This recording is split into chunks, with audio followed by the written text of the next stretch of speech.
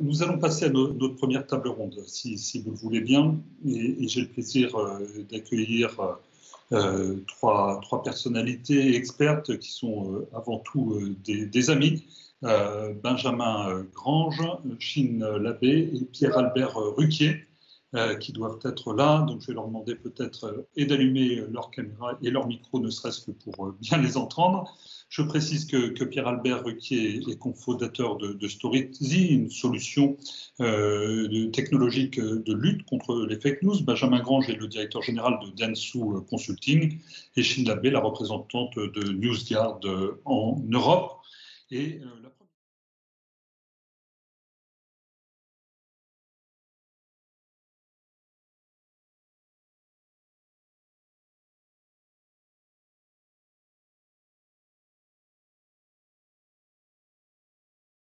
la mesuré à sa juste valeur.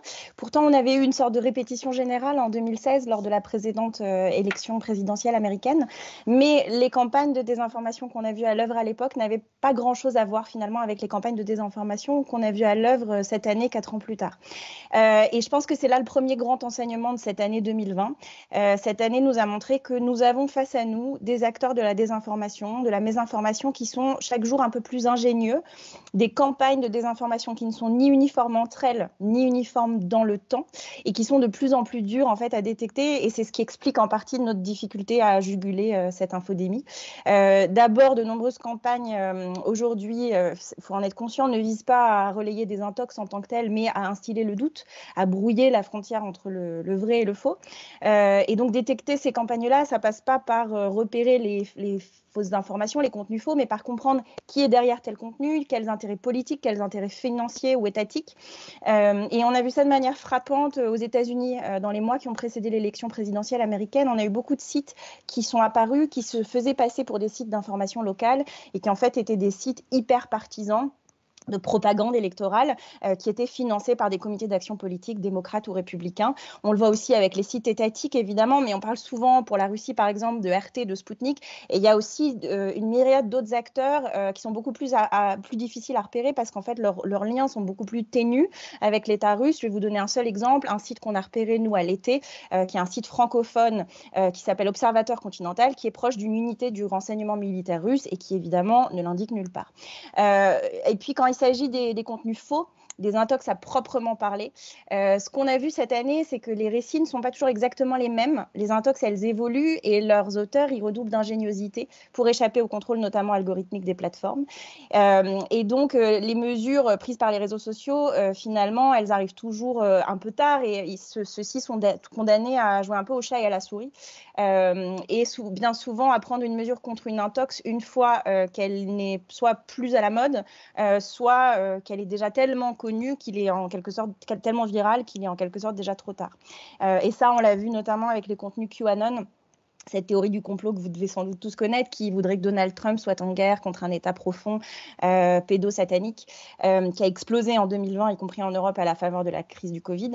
Facebook a multiplié les mesures pour empêcher la propagation de ces contenus, jusqu'à les supprimer purement et simplement de la plateforme. Mais en fait, les adeptes de Q ont réussi à échapper à ce contrôle en arrêtant d'employer certains hashtags, en arrêtant de se revendiquer ouvertement de Q, etc. Le deuxième enseignement, selon moi, de cette infodémie, malheureusement, c'est que les mesures prises par les réseaux sociaux jusque-là ne parviennent pas à endiguer l'épidémie d'intox. Elles sont insuffisantes et donc il va falloir trouver de nouvelles solutions. Chez NewsGuard, on a publié plusieurs rapports cette année sur les super propagateurs des intox, sur le Covid, sur les vaccins, sur la mésinformation sur les élections américaines. Et ce qu'on a montré à chaque fois, c'est que malgré les mesures prises par ces réseaux sociaux, il y avait des comptes avec des dizaines, voire des centaines de milliers d'abonnés qui continuaient à diffuser des fausses allégations, même une fois les mesures coercitives annoncées. En gros, aujourd'hui, les mesures des plateformes, elles reposent sur deux piliers. D'abord, le fact-checking, sur lequel les plateformes s'appuient en labellisant comme faux ou partiellement faux certains contenus. Et cette crise, malheureusement, elle a prouvé que si le fact-checking il reste essentiel, il n'est pas suffisant. Parce que certains posts ont pu être estampillés faux ici et là, passés entre les mailles du filet. Et puis parce que d'autres échappent au fact-checking. Les fact-checkers sont humains et ne peuvent pas tout fact-checker. Et puis le deuxième volet sur lesquels les plateformes s'appuient aujourd'hui, qui était assez exceptionnel jusque-là, mais qui a été déployé à plusieurs reprises en 2020, c'est la suppression de certains contenus. Et on a vu cette année que loin d'entraîner la disparition de ces messages, en fait, ça propulse leur migration vers des messageries privées comme WhatsApp et WeChat, vers des plateformes plus confidentielles comme Gab et Parler. Et puis surtout, ce qu'on sait, c'est que la suppression de ces contenus, elle peut effectivement limiter la diffusion de certaines théories, de certaines intox, mais elle peut aussi nourrir le complotisme. L'idée qu'on nous cache quelque chose et que Facebook, Twitter, les médias font partie de ce complot. Or, le grand drame de 2020, selon moi, c'est véritablement le fait que les théories du complot aient tant gagné en popularité et qu'elles aient quitté les coins obscurs du web pour devenir quasiment mainstream. Donc, il faut se poser la question aujourd'hui, a fait qui a pu contribuer à ce complotisme et ce qu'on peut y faire pour y remédier, notamment en matière de transparence. Et selon moi, pour finir, le troisième enseignement de cette année, c'est que ce tsunami de fausses informations qui véritablement nous a un peu emportés avec lui, il nous a montré à quel point les colporteurs d'intox, en fait, sont souvent des multirécidivistes. Près de 2/3 des sites qui ont colporté des fausses informations sur l'élection américaine avaient aussi publié des fausses informations sur le Covid-19. 80% des sites qui avaient publié des fausses informations sur le Covid-19 étaient des sites que chez NewsGuard, nous avions déjà identifiés comme peu fiables et qui diffusaient fréquemment de fausses informations par le passé, sauf que 6 mois avant, c'était sur le Bataclan, la Shoah, le 11 septembre, etc. Et c'est peut-être une bonne nouvelle, ce constat, parce que ça montre, c'est un constat qui porte une solution en lui, qui est au cœur de notre approche chez NewsGuard, qui est de dire qu'il faut travailler sur ces sources de fausses informations, sur leur identification pour alerter les lecteurs, en amont, avant même qu'elles publient leur dernière intox. Et ça, c'est toute notre approche chez NewsGuard et je serais ravie de vous en dire plus par la suite. Merci beaucoup, Chine. Pierre-Albert, on voit bien que l'expansion est telle que l'humain ne suffit plus, finalement. Est-ce que la machine, l'intelligence artificielle, peut être un relais? Est-ce que tu partages ce constat? Tout à fait, oui. Peut-être en rappelant en une demi-seconde ce que fait Storyzy. Effectivement, nous, on a une approche un peu similaire à celle de NewsGuard, sauf que nous essayons d'avoir une approche qui est beaucoup plus massive, puisque nous utilisons effectivement des machines et des algorithmes pour essayer de classer les sources d'informations en fonction de leur fiabilité. Et cela nous permet aujourd'hui, par exemple, d'avoir une base de données de plus de 30 000 sources qui sont annotées et qui sont annotées en fonction de leur fiabilité. Et quand je parle de 30 000, ce sont uniquement des sources que nous avons classées, nous, des informations, puisque en réalité, nous avons à peu près plus de 2 millions de sources qui sont indexées chez nous et que petit à petit, nos algorithmes, par des techniques que je ne détaillerai pas ici, mais font des comparaisons de similarités et permettent de dire si une source est plutôt fiable ou plutôt douteuse.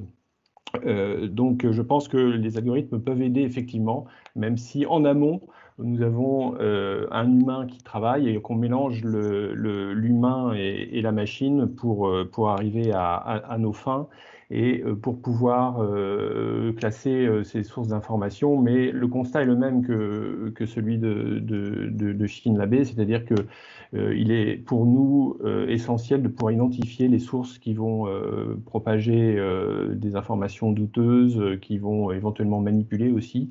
Et c'est pour ça qu'on a mis au point une plateforme qui aujourd'hui permet d'extraire beaucoup de données à partir de toutes ces sources, mais aussi des réseaux sociaux, pour pouvoir aider des analystes, des investigateurs, des gens qui veulent remonter à la source, mais aussi à qui est derrière ce genre de sources sur Internet, pour pouvoir bien les identifier et pour pouvoir éventuellement après prendre des actions et lutter. Et nos clients sont plutôt des gouvernements, des gens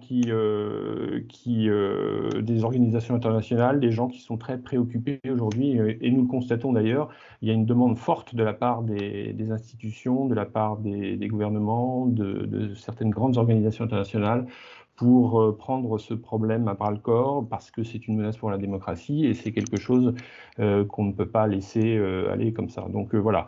Et pour embrayer, je dirais que sur cette année 2020 et effectivement, notamment, nous avons beaucoup travaillé sur la crise sanitaire du Covid.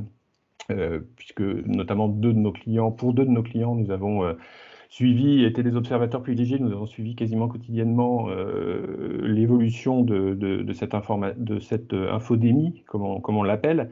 Je dirais que pour compléter ce qu'a dit Chine Labé, qui a fait un panorama qui était très complet et très pertinent, je pense.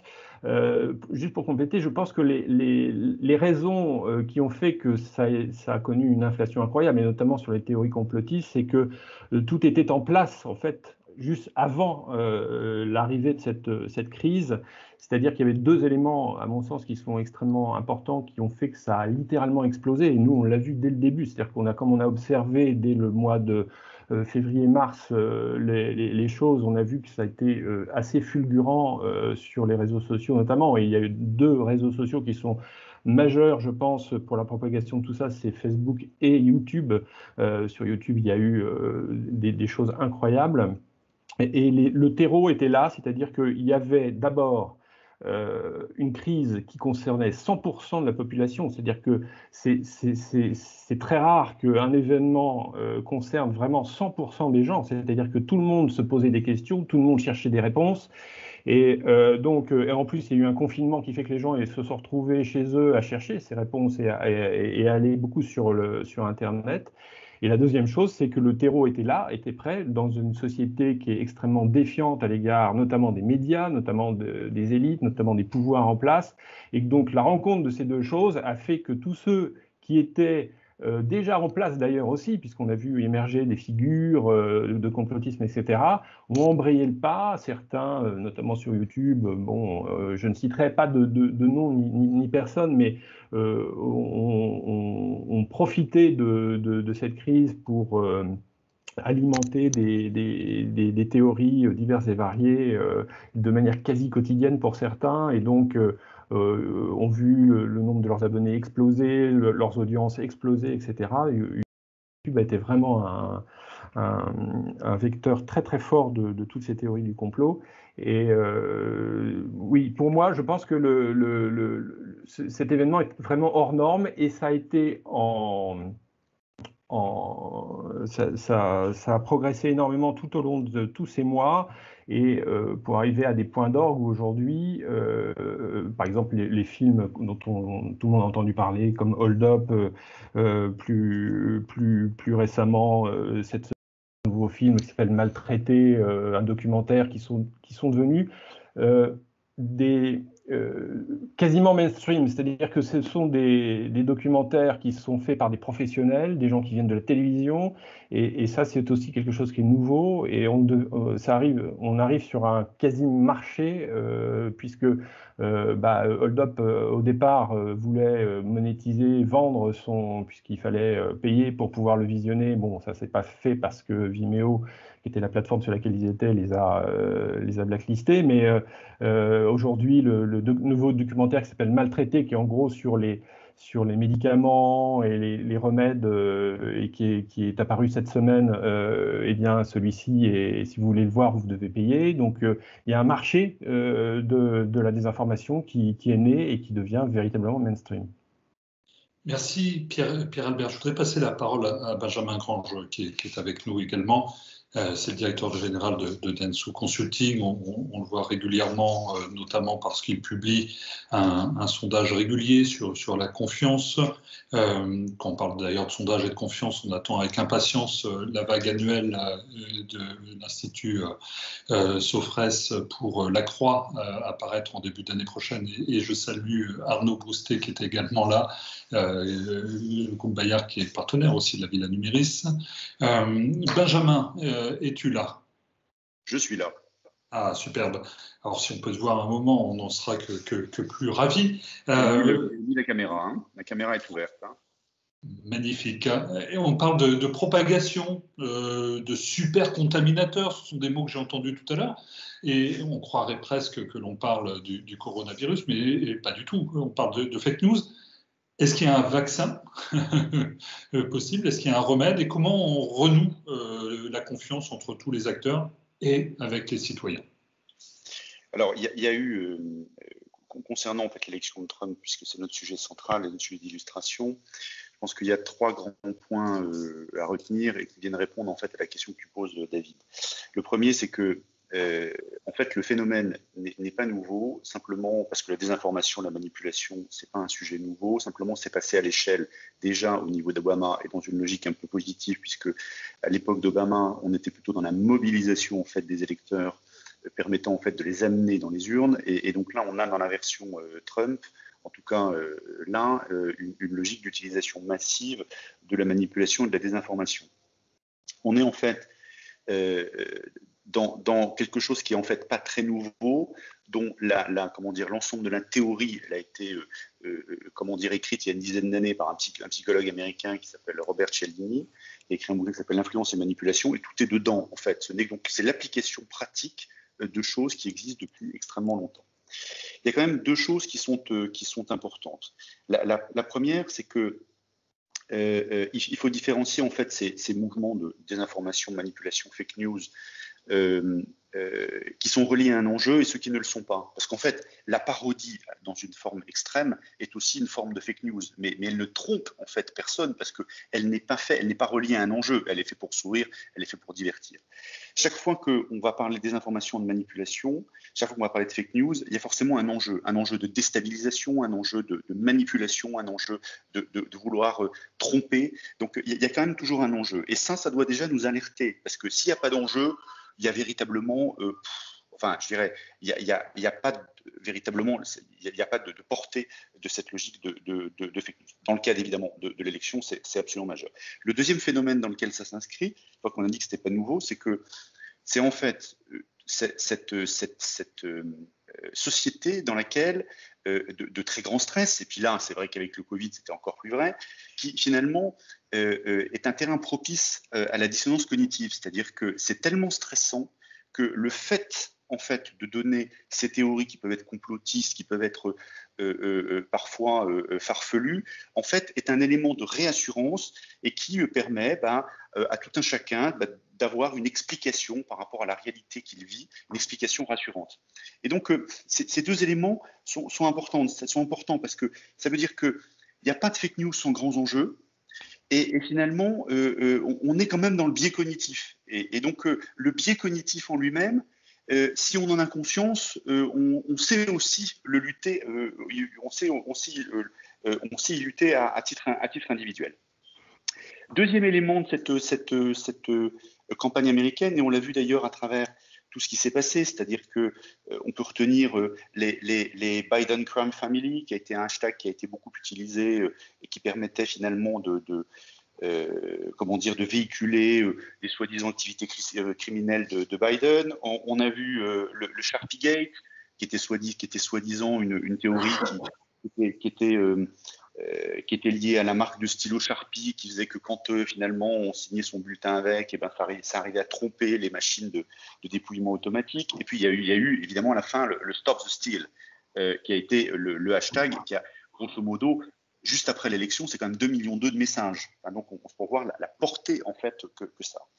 Chaque fois, il y a eu deux phénomènes, c'est-à-dire que on a en fait mêlé le fait à l'opinion. Et on ne savait plus, en fait, quel était le fait, quelle était l'opinion. C'est d'ailleurs la logique de la fake news, on mélange le vrai et le faux. Et là-dessus, vous pouvez regarder la logique de Trump, qui est absolument remarquable dans sa capacité finalement à mélanger en fait les deux. Voilà.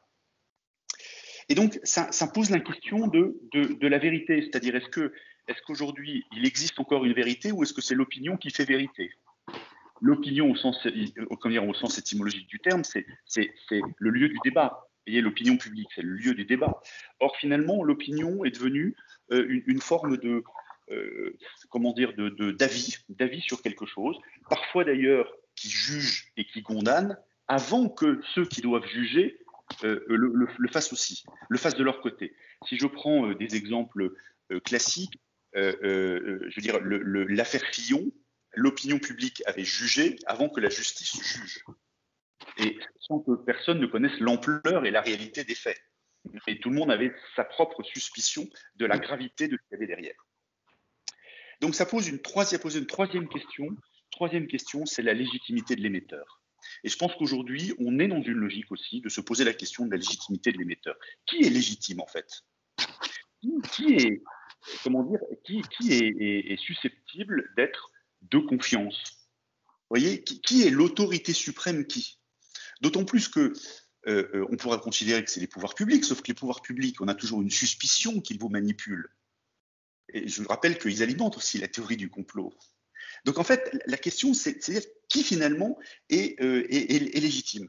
Et donc on en retrouve, ce qui est paradoxal, beaucoup considèrent que ce qui est légitime, c'est ce qui est considéré comme étant légitime par le plus grand nombre. Et donc on retombe évidemment dans la logique de la manipulation. Puisque finalement le plus grand nombre peut aussi se tromper, puisque c'est toute la logique de la manipulation. Donc en fait, et c'est d'autant plus vrai que dans le cas de Trump, moi je vais vous citer ce sondage qui a été fait sur ses partisans, c'est vraiment intéressant. Vous aviez grosso modo 50%, vous aviez 50% de ses partisans qui considéraient que l'élection était comment dire, fiable, viable. Je dirais, elle se faisait dans des conditions de conformité normales. Une fois qu'il avait perdu, vous aviez en fait un tiers de ses partisans qui considéraient que le process avait été fiable. Et donc, ça pose un dernier sujet, c'est qu'en fait, hélas, les biais cognitifs liés liés aux fake news et à cette désinformation, fait que même si derrière on met les faits et la vérité qui permet de rectifier finalement la réalité, eh bien, les gens ne changent pas d'avis. Et en fait, derrière un biais cognitif, derrière une fake news, quand on y croit, eh bien, en général, on y croit pour un bon moment. Donc le vrai sujet est de prendre les choses en amont, et je pense travailler aussi en complément de tout ce qui a été dit sur l'éducation personnelle et une forme d'hygiène par rapport à l'information, c'est plus facile à dire qu'à faire, qui permet finalement d'avoir peut-être cette distance et ce recul très court. Je crois que les plateformes font beaucoup de choses. Il y a toujours moyen de faire plus, mais elles font beaucoup de choses. Les médias aujourd'hui en France ne sont pas du tout les médias américains et il y a un vrai professionnalisme et une vraie attention par rapport à ça. Le vrai sujet, pour reprendre ta question de savoir quels conseils on leur donnerait, c'est d'abord, le principe de réalité, c'est que ça arrivera. C'est-à-dire que les fake news, la désinformation, elle fera partie en fait de la campagne et il faut accepter que ça arrive. En revanche, pour s'y préparer, c'est probablement d'abord d'accepter justement que ça puisse arriver et deuxième chose, d'avoir des alliés. Parce qu'en fait, c'est très difficile d'arriver en situation de désinformation. C'est très difficile quand vous êtes attaqué de dire mais vous savez c'est pas vrai, ils ont tort, c'est moi qui ai raison. C'est parole contre parole et la justification n'est pas la bonne manière de réagir. Donc en fait, c'est souvent les alliés qui vont prendre votre cause et votre défense. Donc en fait, c'est se préparer au fait qu'il y aura cette désinformation, ce sera une forme de crise et que donc derrière, il faudra avoir en amont mobilisé l'ensemble de ses alliés pour que, avec les médias et avec d'autres choses, eh bien, une forme de vérité puisse être rectifiée, sachant que la fausse information, elle se diffuse vite. La vérité qui vient la corriger ou la nuancer, en général, elle est beaucoup moins entendue. Pierre Albert, d'un mot? Oui, d'un mot, ça va être difficile, mais juste, je pense qu'il faut aussi, que les équipes de campagne fassent un monitoring, mais extrêmement serré, pour pouvoir réagir extrêmement rapidement, parce que les dégâts que font certaines fausses informations sur des candidats, leurs équipes ou leurs programmes, ou que sais-je encore, vont très très vite, sont dévastatrices et qu'il faut donc pouvoir réagir extrêmement rapidement quand ce genre de choses arrive. Et donc, s'il y avait un conseil, c'est vraiment de monitorer, mais quasiment à la minute près, tout ce qui se dit, tout ce qui s'entend pour pouvoir réagir le plus vite possible. Merci beaucoup à tous les trois pour cette plongée dans le sujet tout à fait saisissante, malheureusement.